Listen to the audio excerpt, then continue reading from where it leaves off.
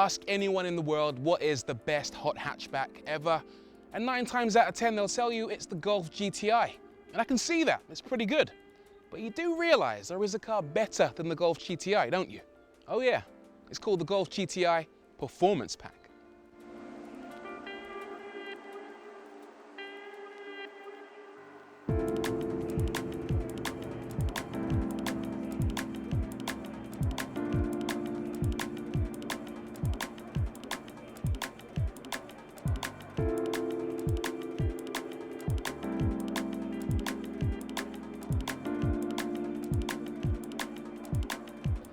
Okay, this might look like any ordinary GTI, but I promise you this is next level. You can tell by all the styling tweaks they've applied.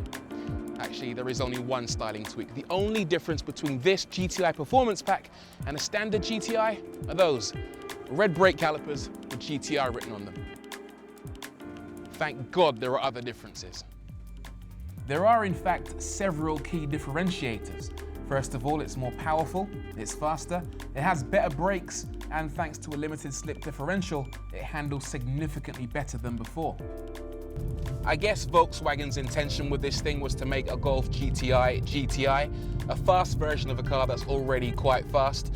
So the first thing they did, they added more power. The original car had 217 brake horsepower. This has 227, 10 more.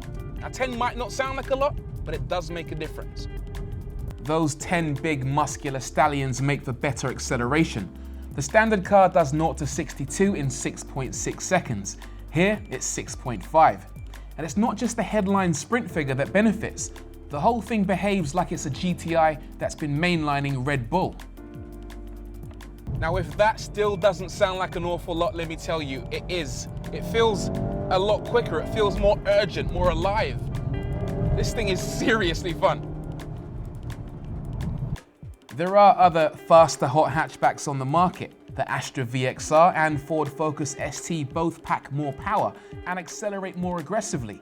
But driven in anger, the GTI Performance Pack seems more usable for more of the time. The only thing wrong with this car is the fact that it's got an electronic handbrake. That is a travesty when it comes to hot hatches. It means you can't do the classic boy racer move of a handbrake turn. It almost single-handedly ruins this car. It's just a good job the rest of it's so good. The Golf GTI Performance Pack is available with a standard manual transmission and this fancy DSG twin clutch gearbox. Now, this one has these flappy paddles behind the steering wheel, so you pull left to change down and right to change up. And normally these systems are absolutely atrocious, but I can tell you, this one is really good. It gives you exactly what gear you want and when you want it to. It doesn't even fuss. I mean, even if you're selecting a gear that is, quite frankly, wrong, it will still give it to you. And that's the mark of a good system. What's arguably more interesting about the GTI Performance Pack isn't the extra power, it's the extra agility. This car comes with a limited slip differential. What's that? Well, it's actually incredibly boring, but it does make for more exciting handling. In a normal Golf GTI, what happens is the engine sends an equal amount of power to both front wheels, 50% to the left and 50% to the right. But this has a special gizmo which lets it break the rules. It can send all its power to one wheel or the other. Why would you want that? Well, for 2 reasons. If you're accelerating really hard and one wheel loses grip, then the other one can take the strain. The second reason, if you're going around a left-hand bend, for example, and all your power is coming from the right-hand side, it allows the car to really tuck its nose in a lot faster. And likewise, if you're going around a left-hand bend, same again. It's a really boring gadget, but it makes the car really fast.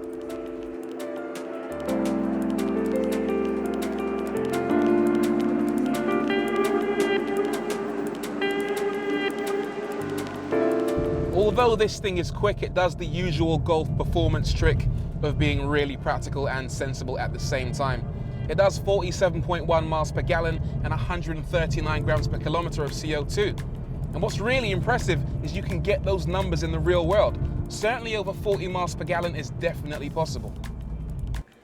You can specify your Golf GTI to have 3 or 5 doors, and while the former doesn't boast any less room, there's no doubt the 5-door makes life easier if you regularly carry rear passengers. Up front, those Jakarta cloth seats not only look great, but are comfortable too. They're supportive enough for racing around a circuit, yet soft enough for loping across long distances. And as you'd expect, the detailing, build quality and functionality of this VW interior is first rate. Most people would assume that because it's a Golf and it's a GTI that it would be too expensive to own. But a quick look at the GTI spec sheet shows its £25,845 asking price could actually be considered good value. The extra £980 for the Performance Pack even more so. If I'm buying a Golf GTI, you can bet your backside it's going to be this one. So let's get back to the original question. What is the best hot hatchback in the world? If you were one of these people that said it was the Golf GTI, sorry, but you're wrong. There's a new king in town, the Golf GTI Performance Pack. It adds so much more without costing a lot more for it. It's more fun to drive, more powerful, handles better, and it doesn't even lose anything in that transition. The Golf GTI is still king, but this, the Performance Pack, that's the definitive version.